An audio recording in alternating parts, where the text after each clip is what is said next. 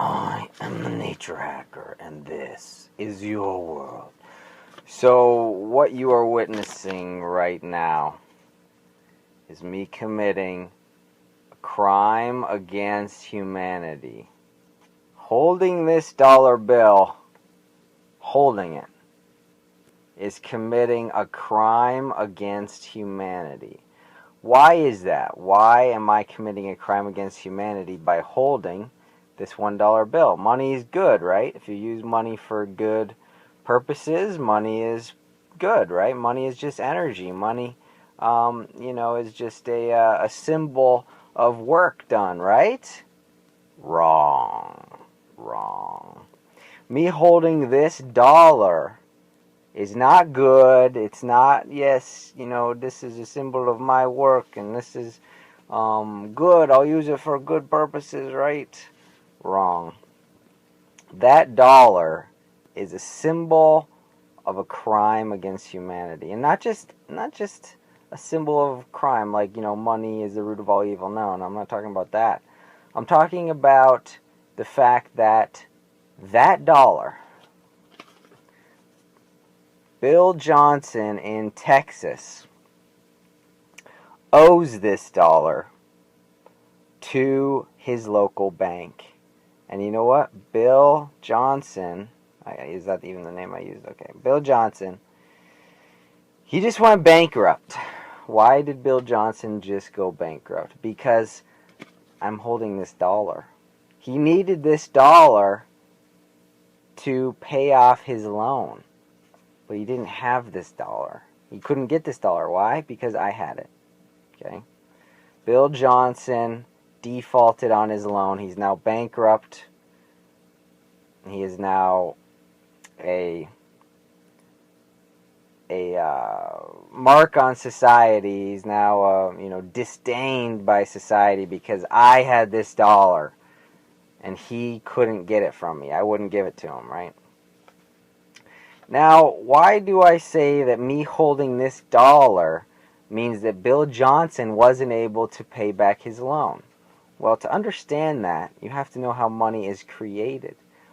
This dollar is not money. This dollar is not free and clear.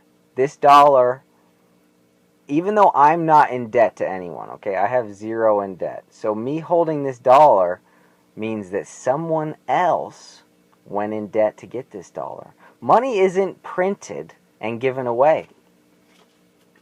Money is printed and loaned out.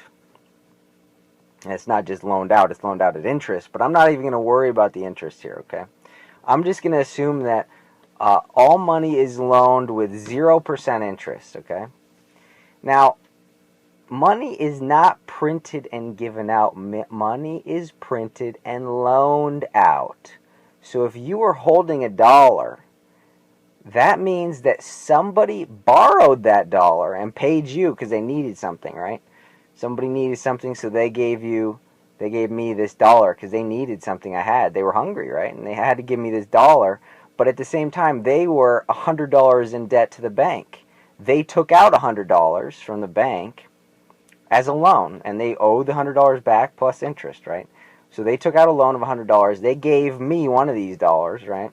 Or, this is all just simplification of what's happening. But they paid me $1 because they needed food. Now, they didn't have that dollar to give. They owed that dollar back to the bank. So now what happens? Now they have to try to get money from somebody else who borrowed money from the bank. It's this vicious cycle. It never ends. Somebody out there owes this dollar to the bank. There is no money out there, ladies and gentlemen. This is an IOU to the bank. This is an IOU to the bank. This money doesn't exist. And for me to hold on to this means that somebody has to go bankrupt. If I burn this thing, or that's why burning money is illegal. That's why it's illegal to get rid of money, is because that money is owed to the bank. You don't own this. This isn't a symbol of your work. This is owed back to the bank. You're just borrowing this, okay? And now, if I'm holding on to this, somebody's going bankrupt right now because they don't have this dollar to pay back. I didn't borrow this money. Somebody else borrowed this money, and for me to hold on to it means that they cannot pay it back. So, we're total slaves. We own nothing. We own nothing. Now, if all of our money is owed back to the bank, what did we buy our houses with? We bought our houses with money.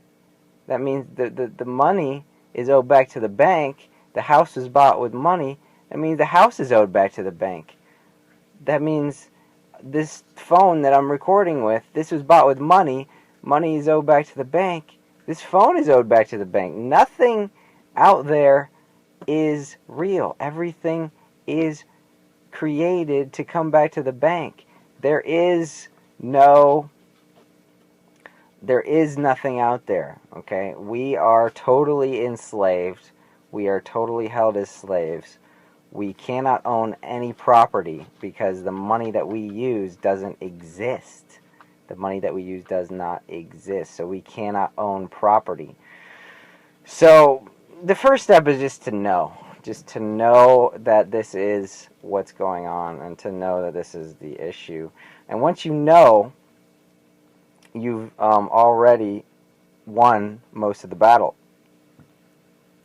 Once most people know about this, things will change. I mean, what really needs to happen is we need the Treasury to take back control of the money. We need the Treasury to print money and to give it to people who do public works, so like people who work for the government. The Treasury prints money and pays it to people who work for the government. And then that money is free and clear. That money is not owed back to the Treasury. That money was given to the people who build roads or make bridges or whatever.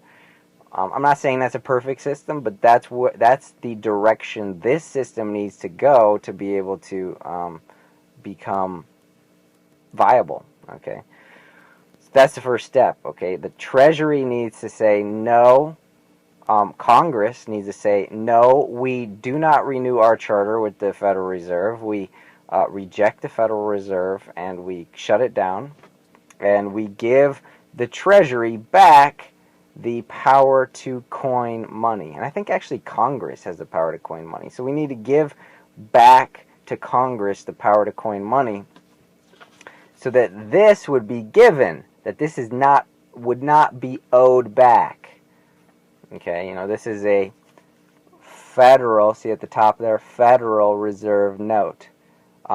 If it was a Treasury note, it wouldn't be owed back to the bank. So that's what we need to do. We need to create debt-free money called greenbacks. So that is the real truth about money. Thanks for watching. I am the Nature Hacker. Do work.